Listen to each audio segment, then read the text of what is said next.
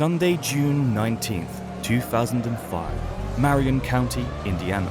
20 cars line up in the Indianapolis Motor Speedway, preparing for the 2005 United States Grand Prix. Jarno Trulli, currently third in the championship, had put his Toyota on pole position the day before, starting in front of championship rivals Kimi Räikkönen, Fernando Alonso, and Michael Schumacher. That's what should have happened, but the story is very different.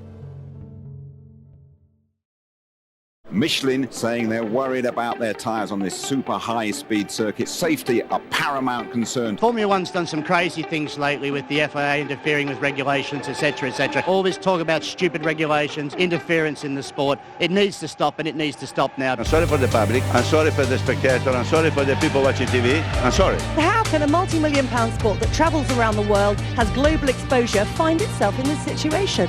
You need to talk with the federation, I don't know why. We are not responsible for Michelin and for the other teams. It's a sad moment. I mean, we're all humans, and sometimes some humans can do mistakes, and we have to accept that. There's nothing here at all to be happy about. I'm depressed. We're all leaving. Tell Bernie Ecclestone we're out of here. This is going to leave a long-lasting bitter taste in people's mouths. Whatever it is their problem, not our problem. This is not a race, it's a farce.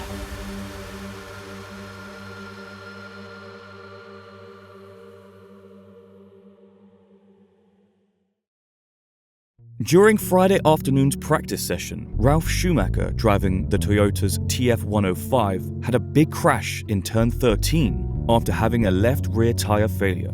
Schumacher had already crashed in the same place the year before while driving for Williams. The previous crash made him miss 6 races after the 78G crash left him with a concussion and multiple minor fractures to his spinal column.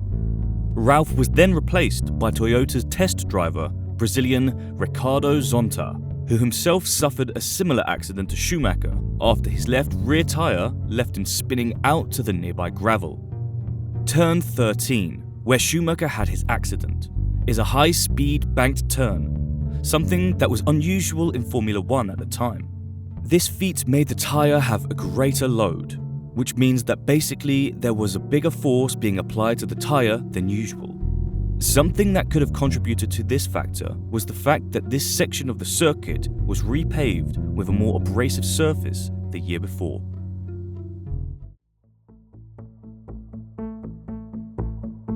In a time where each team could choose their tyre supplier, Michelin, who sourced 7 different teams, BAR, McLaren, Red Bull, Renault, Sauber, Toyota, and Williams, couldn't fully understand why their tyres had failed the way they did.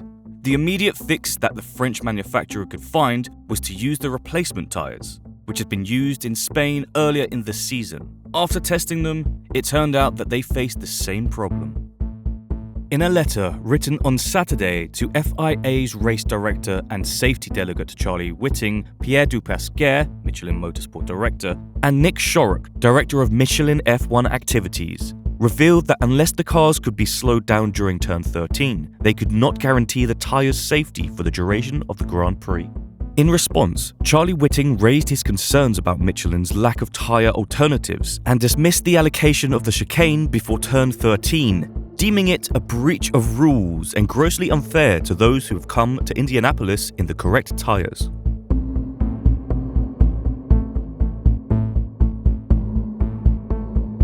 On Sunday at 10 a.m, Bernie Ecclestone, circuit president Tony George, 2 senior Michelin representatives, and each team principal was summoned for a meeting. Everyone attended except from Jean Todt, Ferrari's team boss. After stating that their tyres could not complete the full distance of a Grand Prix, Michelin representatives appealed to Bridgestone's teams, represented by Paul Stoddart, Minardi's owner, and Colin Coles, Jordan's team principal.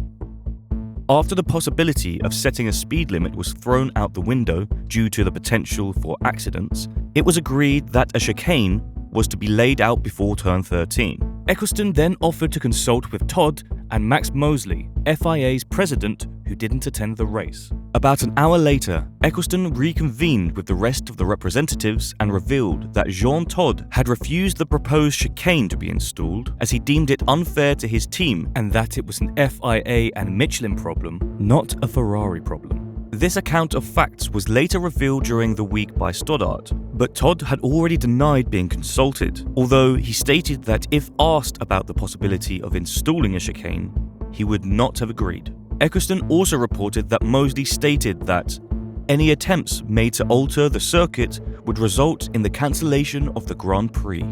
According to Stoddart, the group continued to discuss solutions, some of which included a non-championship race, a race where Michelin stars could not score points, or even a race where only Michelin cars were forced to take the new chicane. Eventually, it was agreed to run a non-championship race, even if Ferrari withdrew from the event. By ignoring the FIA's guidelines, it would mean that the FIA and their staff would be forced to abandon the Grand Prix, meaning that the teams needed to find replacements for various positions, including the one of race director Charlie Whiting and safety car driver Bernd Maylander. It also meant that without any entity to enforce the technical rules, drivers were asked to conduct themselves in a respectable manner to ensure an entertaining race for the audience. The drivers were then consulted about the team's decision, and while they didn't collectively agree, no driver disagreed, including Ferrari's Michael Schumacher and Rubens Barrichello, leaving the decision to their team's boss, Jean Todt. It was then agreed that if the FIA didn't come to a decision that had the best interest of the sport in mind, the 9 principals would not participate in the race.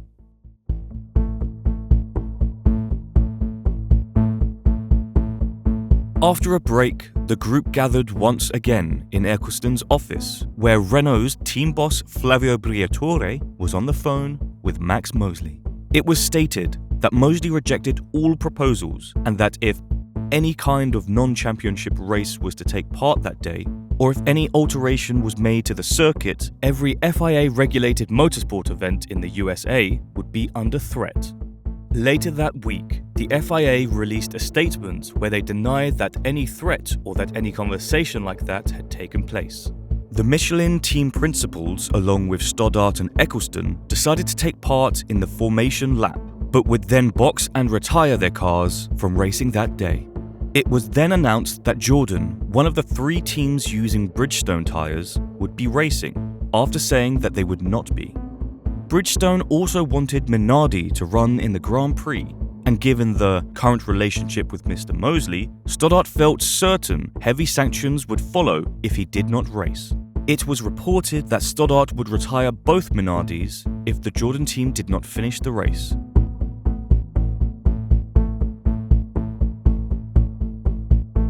When it came to the race itself, every car started the formation lap, and in a move that shocked everyone in the stands and watching all over the world, 14 cars drove into the pits before the start procedure, leaving just the Ferraris, Minardis, and Jordans out on the track, waiting for the lights to go out.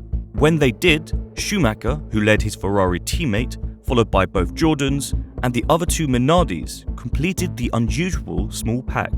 After a few laps, thousands of irritated spectators rushed to the ticket office to demand their money back. Michelin would later offer to pay for the refunds and decide to also buy 20,000 tickets for the 2006 United States Grand Prix to distribute amongst those who attended the race. There would still be some excitement to those who decided to stay, as both Ferraris almost crashed out of the race, since Barrichello had to take evasive action to the grass so he could avoid Schumacher, who had come out of the pits. Shortly after, cans of beer and water bottles started to fly into the track. As the checkered flag was waved, Michael Schumacher took his only victory of the 2005 season, followed closely by Rubens Barrichello. In an afternoon that looked like it had no winners, one emerged after the end of the race, as Tiago Monteiro became the first and only Portuguese driver to score a podium, finishing in 3rd, a lap behind the Ferraris. His emotions were shown on the podium, where he stood celebrating alone after the Ferrari drivers left in a hurry. Another winner from that day's race was Narain Karthikeyan, as he was the first Indian driver to score points in F1.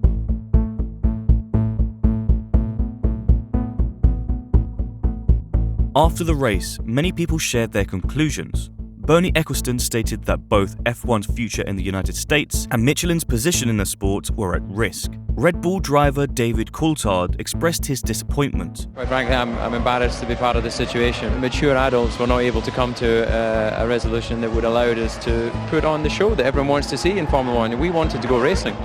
Meanwhile, Michael Schumacher had a different perspective, which he later shared in the post-race press conference. In Monza, we had the death of a marshal, and all of us drivers agreed we would want, for the first 2 chicanes, yellow flags.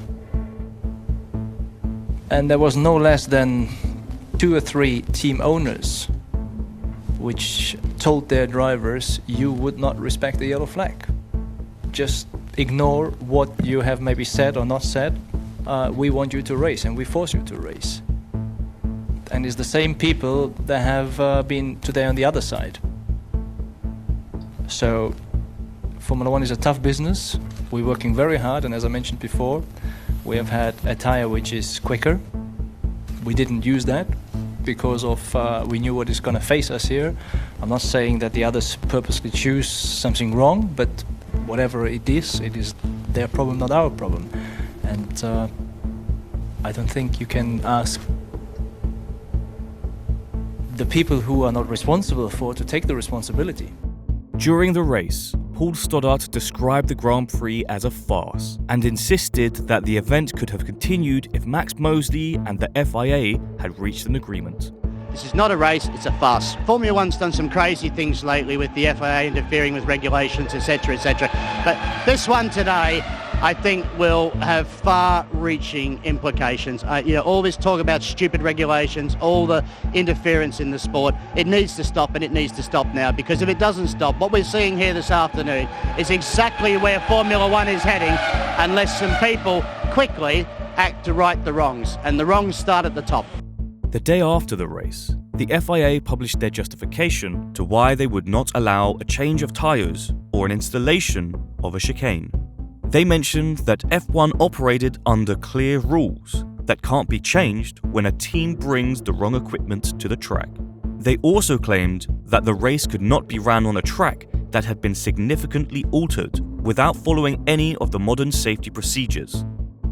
The FIA decided to charge the 7 abandoning teams with failure to ensure availability of suitable tyres for the race, wrongfully refused to allow cars to race subject to speed restrictions at one corner which was safe for such tyres available, combining with other teams to make a demonstration damaging to the image of Formula One by pulling into the pits immediately before the start of the race, wrongfully refused to allow cars to start the race, failure to notify the stewards of their intentions not to race. On June 22nd, Max Mosley released a press release with some questions and answers. He was asked, why would a chicane be unfair if it was the same for everyone? Mosley responded, suppose sometime in the future we have 5 teams with engines from major car companies and 7 independent teams with engines from a commercial engine builder. Imagine the 7 independent teams all have an oil surge problem in turn 13 due to a basic design fault in the engines. They would simply be told to drop their revs or slow down. There would be no question of a chicane. In a response to whether the teams had the possibility of running without altering the circuit, Mosley said that they could have used the pit lanes on each lap. The pit lane is part of the circuit. This would have avoided turn 13 altogether. On June 29th, the FIA World Motorsport Council found the Michelin teams guilty of failure to ensure availability of suitable tyres for the race, but not guilty for all other charges. There was no penalty or punishment decided. A month later, on June 22nd, the council overwhelmingly voted to overturn their decision and exonerate the Michelin teams. Following the guilty verdict, McLaren team boss Ron Dennis and Red Bull counterpart Christian Horner met President Max Mosley and the FIA Senate, where they argued that by racing, they would have contravened an Indiana law stating that it is an offense to knowingly put others at risk even if no accident occurs. The 2005 United States Grand Prix will always be remembered badly for most fans, and unlike any other Grand Prix, not because of bad racing standards, but because of political motives, something that has become more and more prevalent in racing today.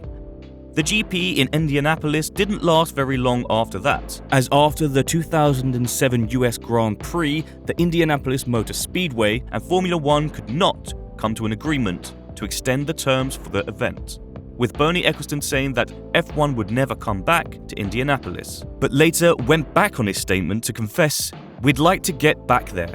In fact, F1 was out of the United States for a short time, and in 2012, the Circuit of the Americas in Austin hosted the United States Grand Prix. They have been hosting Formula One's visits to North America ever since, having only missed the 2020 season due to the COVID-19 restrictions.